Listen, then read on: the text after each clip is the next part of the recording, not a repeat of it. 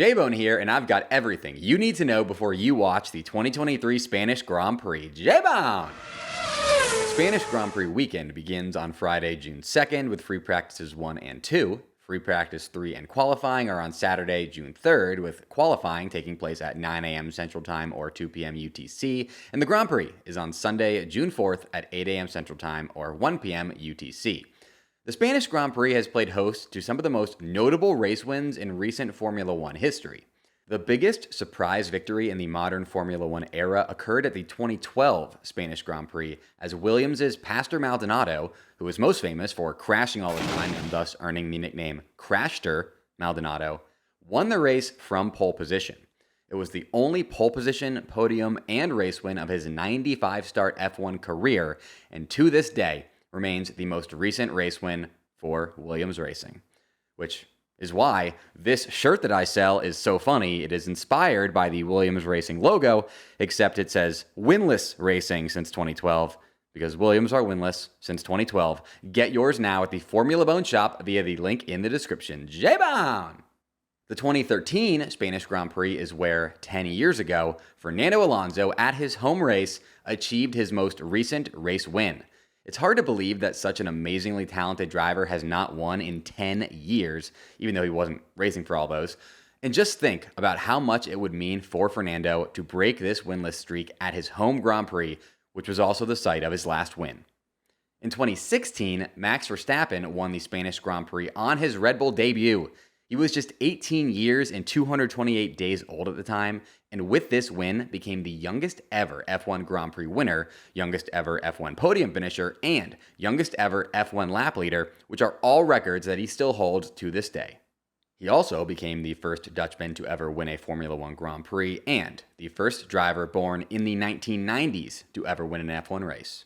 The 2021 Spanish Grand Prix was won by Lewis Hamilton, as were the 4 Spanish Grand Prix before it. This streak of 5 consecutive victories at the same Grand Prix is tied for the all-time record with Ayrton Senna's 5 straight Monaco Grand Prix victories from 1989 through 1993. But enough talk about winners, let's talk about losers, and I've got one on assignment right now. Producer Jeff is currently in Spain on the Formula Bone pit wall at the Circuit de Barcelona-Catalunya. Producer Jeff, radio check. Did you just call me a loser?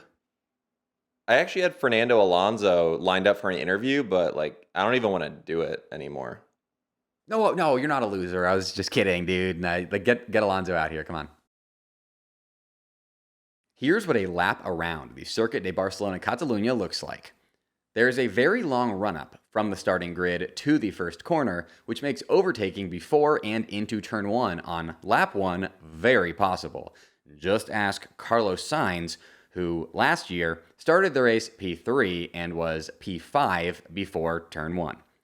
It's important to carry good speed through the medium speed turn 1, as you will need it for the high speed uphill climb from turn 1 to turn 4. After the medium speed turn 4, the circuit shifts back downhill as you approach the turn 5 hairpin, which is now the slowest corner at the circuit. From the exit of turn 5 to the entry of turn 7, you're going flat out.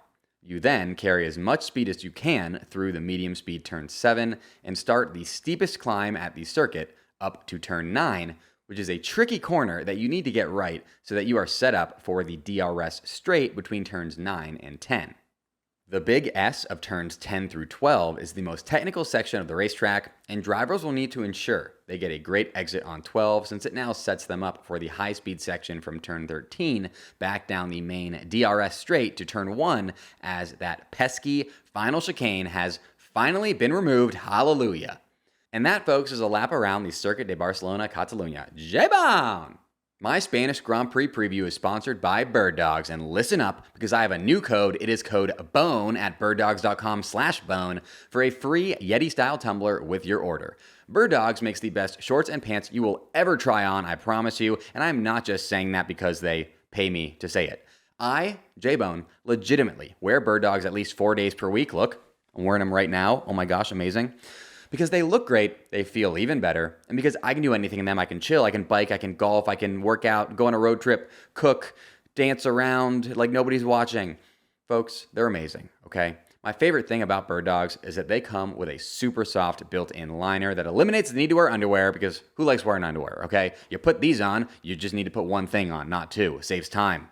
You need to be wearing bird dogs right now, and I've got you covered with a special deal. Go to birddogs.com/bone and enter promo code BONE for a free Yeti-style tumbler with your order. Yeti sells these things for like $40, and you get one for free with your order. Check it out, birddogs.com/bone, code BONE. J-Bone! For tire compounds at the 2023 Spanish Grand Prix, Pirelli have opted for the second hardest compound range, the C1 Hards, C2 Mediums, and C3 Softs.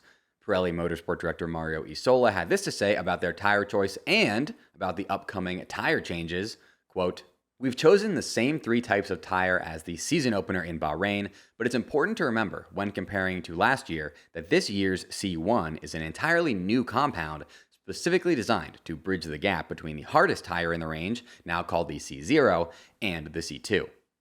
In theory, this should hand the teams a wider range of strategic choices, given that the hardest available compound last year wasn't used at all in the race.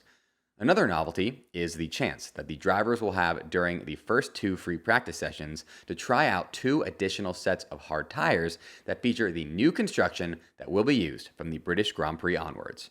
Apart from the use of some new material, which has already been homologated following an extensive test program, the latest specification is identical to the previous version. Initially, this was scheduled for 2024, but its introduction has now been brought forward to make the structure more resistant to fatigue, as the loads generated by the current cars have already reached the target set for the end of the season after only a few races. This new construction has no impact, though, on the technical parameters or performance of the tires. We also continue our 2024 testing campaign after the race, with Mercedes and Ferrari running over 2 days as we develop the compounds and constructions for next year." End quote. Next up, here are your storylines to follow for the 2023 Spanish Grand Prix. Your first storyline is Fernando Alonso about to shock the world by winning his home Grand Prix in Spain. Fernando Alonso's most recent win came 10 years ago at the Spanish Grand Prix, and I can't even imagine the scenes that we will see if his decade-long winless streak were to end at his home race. You know this race means more to Alonso than any other Grand Prix on the calendar, so I fully expect him to be in full Magic Alonso mode all weekend long. Unfortunately, this circuit is 100% set up for a Red Bull 1-2 finish, which is obviously not ideal for Alonso's chances, but hey, maybe the Red Bulls will go full 2016 Mercedes and crash into each other and out of the race on lap 1, handing the race to Alonso. A boy can dream. Your second storyline, they finally fixed the broken Spanish Grand Prix after 16 years of misery. In 2007, with the stated goal of improving racing by lessening the impact of dirty air as drivers approach the main straight, Spanish Grand Prix organizers made the awful decision to add an awkward, slow-speed chicane to the Circuit de Barcelona-Catalunya that literally every driver despised because it was clunky and technical and ruined the flow of laps. Now that this generation of cars produces less dirty air, the chicane has been removed, to the excitement of drivers who always hated it, fans who want to see a high-speed final sector, and, most importantly, sim racers everywhere who no longer have to deal with the most annoying chicane in sim racing. J-Bone! Your third storyline, are we in for another rainy race weekend at the Spanish Grand Prix? I know I sound like a broken record at this point, but yes, there is once again rain in our Grand Prix forecast. At the time of recording, there is currently a 40% chance of rain on Saturday and a 60% chance of rain on Sunday, so be prepared for some chaos like we just saw in Monaco, folks. Your fourth storyline, I know I say this a lot, but I really mean it this time, are Mercedes back? If the benefits of the Mercedes upgrades were able to be seen at Monaco, which is a tough circuit to add upgrades at, just imagine how visible these benefits could be at the Circuit de Barcelona-Catalunya, which is F1's foremost test circuit. Mercedes are just 1 point behind Aston Martin in the World Constructors' Championship right now, and I fully expect them to end this week ahead of Aston Martin due to a combination of their upgrade package and Lance Stroll's incompetence. Speaking of which, we need to talk about Lance Stroll. Aston Martin is truly a tale of two drivers right now. On the one hand, you have Fernando Alonso, who, through 6 races, has 5 podium finishes. On the other hand, you have Lance Stroll, who, through 6 races, has just 3 points finishes, which, if you're keeping track, is 2 fewer than his teammate has podium finishes. The point differential between Alonso and Stroll headed into Spain is 66 points, and 2 things about that stand out to me. First, 66 divided by 2 is 33, which may be a sign that Alonso is about to get his 33rd win in Spain. And second, that is the largest point differential between teammates on the entire grid by a wide margin. 66 points is exactly as many points as the Alpine, McLaren, Haas, and Alfa Romeo teams have scored all season combined, and an Alpine driver was just on the podium in Monaco. Lance Stroll has quite literally the longest leash of all time at Aston Martin, considering his dad owns the team, but surely there has to be a limit to the nepotism at play here, right? Like, at some point, you have to think that unless Lance turns it around by the end of next season, he could be in some trouble, right? I don't know. Let me know your thoughts about that in the comments. If you enjoy Formula Bone and want me to be able to keep making Formula One content as my full-time job, please consider joining my Patreon, where you get a bunch of bonus Formula Bone content for as little as $5 per month that goes directly toward keeping Formula Bone around. Joining my Patreon is the #1 way you can support Formula Bone, and the best part is it's not a donation. You get a bunch of stuff in exchange. Best of all, I am currently running free trials on all my Patreon tiers right now, where you can join for free for a week so you can try it before you buy it. Just $5 a month on patreon.com/formulabone gets you 2 additional Patreon exclusive videos per month, access to my weekly written F1 column where I put my most wild and unfiltered takes, and more. And most importantly, your support on Patreon helps make it so that I can keep making Formula One content full time. So go check out patreon.com/formulabone now for even more F1 content. Thank you so much for your consideration. A link to join my Patreon is in the description of this episode. Shout out to my top Patreon supporters, Kolky, @RatedBookie, and Glow! Now the moment you've all been waiting for. Here are my 3 bona fide race predictions for the 2023 Spanish Grand Prix. My first race prediction is that Red Bull finish 1-2 in Spain. The Circuit de Barcelona-Catalunya is F1's foremost test circuit, and the whole thing about test circuits is that they're more car-focused than driver-focused. So the best cars will go the fastest on them, and the worst cars will go the slowest on them. And the Red Bull car, I think we can all agree, is obviously the best car by a pretty wide margin right now, so I like a Red Bull 1-2 in Spain, just like we saw there last year. My second race prediction is that a Mercedes driver will be on the podium in Spain.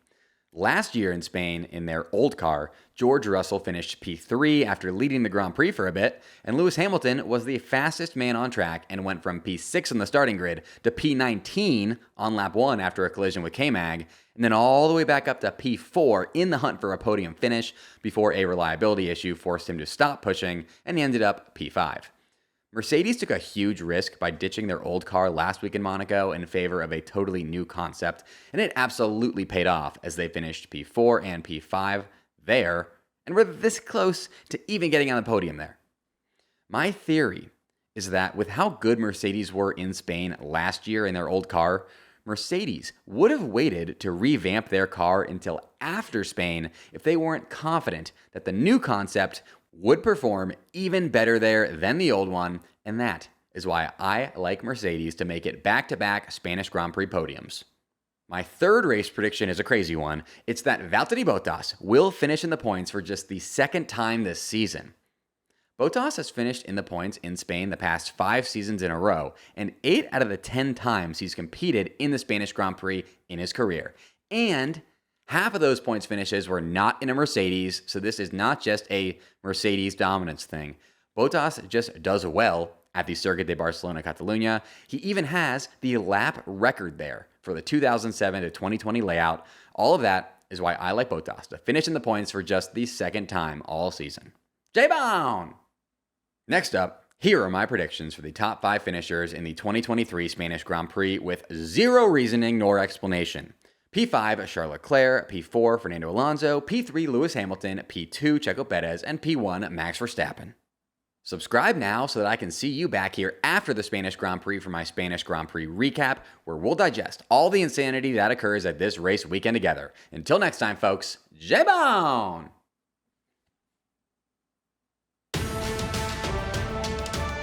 J-Bone!